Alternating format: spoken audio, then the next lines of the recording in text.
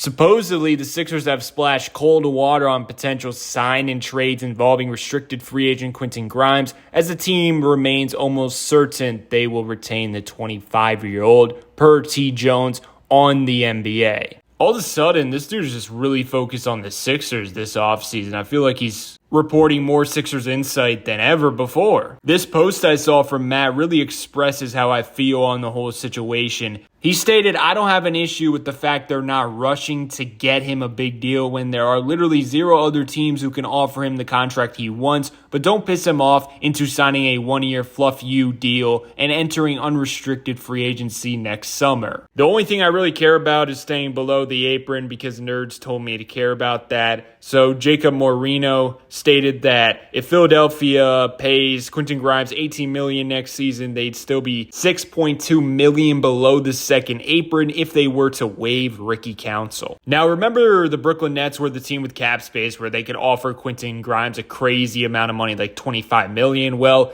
the Jazz have the potential to be that new team. Supposedly, they decrease payroll enough to where they could pivot to becoming a cap space team. They can have $22 million in cap space if they waive KJ Martin and Jaden Springer's non-guaranteed salaries. Honestly, if the Utah Jazz were to do that plan, I think the Sixers would just match the $22 million. I don't think it's an outrageous contract for Quentin Grimes. That may be a hot take, but just looking around the league, I mean, the type of player he is very, very valuable. He pretty much does everything. And last year, he even proved that he has a little more potential than people assumed with the extra responsibility he got on the Sixers. I think the hope for Quentin Grimes, if the Sixers re-sign him, is turning him into their Derek White, and Derek White is making $28.1 million. Obviously, Derek White had to prove himself on the Celtics. That's why I think like $20 million for Grimes is a fair deal. And I'm sure in the negotiations, Quentin Grimes is like, yo, look at Kentavious Caldwell-Pope. I think I'm better than him. I should be making more money than him, $21.6 million to be exact. And the Sixers are probably firing back, well, KCP proved himself on a championship team in the role that we want you to play in. If everything goes right, we expect you to be in his role, so you should be around his bracket. And once again, I don't really mind overpaying him because I only assume he's gonna keep improving his value. And even if he has like a solid subpar year, if teams have a void at that position, they would definitely be interested in trading for him. Because he's the type of player that pretty much fits in any lineup, any team, and he's also still very young, 25 years old. Basically, he's a very movable player in my eyes. So first off, for next season, I think he's very valuable for the Sixers. And I think they're in a situation where McCain's coming back from injury. He will be fine playing a six-man role for at least 1 year. And if he pops, then you start to talk about, okay, where do we go with the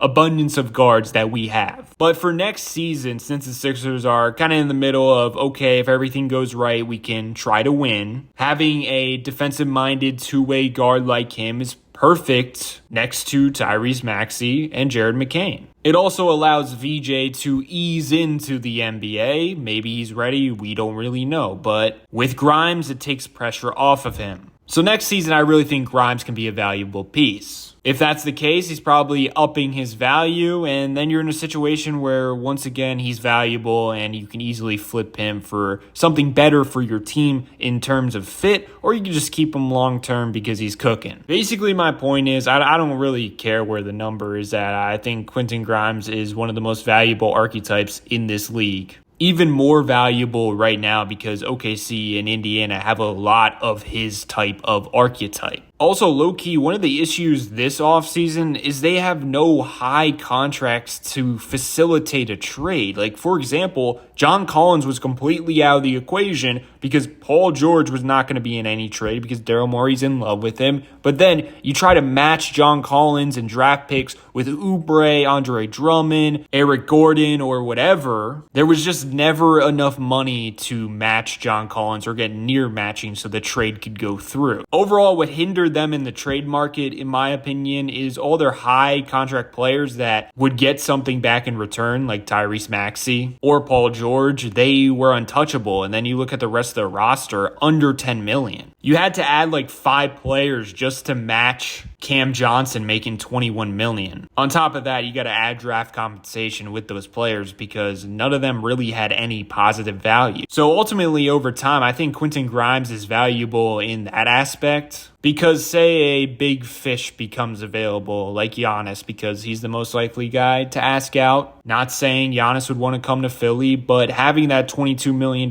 contract, whatever it is, Quentin Grimes, that's a good start to work your way up to Giannis's whatever he's making, 50 plus million. That's one of the reasons I'm probably not going to really trip if the Sixers overpay Quentin Grimes because I believe he's going to be tradable. But hopefully we live in a world where we don't even have to worry about that and he's just a great fit with the Sixers and he's exceeding expectations and I don't know. One thing I worry about Daryl Morey, because he works more like a robot than a human being, I hope he's being fair to Quentin Grimes. If you truly want him back, you want him to feel wanted. You want him to be in the most positive headspace as possible moving forward. I really hope they aren't just offering him the 8.7 qualifying offer, whatever it is. I hope there's something behind that. I understand playing hardball. It seems like Quentin Grimes is being a little irrational with his asking price. But also, Quentin Grimes is not a Ben Simmons type of guy. He's a great dude. He'll be great for the locker room. I just hope the Sixers aren't being a-holes in negotiations. Because the last thing we need is Quentin Grimes eventually signing and just being like, I hate this front office. I can't wait to get out of here. Hopefully that makes sense. But let me know your thoughts below. Hopefully it's all over soon because it's getting ridiculous. I feel like this only happens to the Sixers, but it is happening to a lot of restricted free agents. So I guess it's just the norm with the aprons and the new CBA. Fluff Adam Silver, fluff CJ McCollum. Also, I saw an interesting stat. Will Rucker tweeted Kelly Oubre was second in the NBA in deflections per game this past season. The Kelly Oubre discussion is so interesting because it really gets people going. Like, it's either he's the worst player of all time, you cannot win with him. And last season, I definitely felt that at times early on when I was caring about the team winning games. He is very annoying with his decision making. But also, I blame the Sixers just having him in a role where he has to do too much. For example, he was like the main defender on Jalen Brunson during that Knicks series. Like, he's a 3-4, and it feels like the Sixers are making him guard quick guards consistently and having to fight around screens 24/7. And I don't think he gets enough appreciation for that. Guys like Santi Aldama, Trey Lyles, not many power forwards are able to guard quick ball handlers as much as Oubre has over his Sixers career, and he definitely has struggled at times, but just having that versatility is huge for the team. Definitely deserves more appreciation.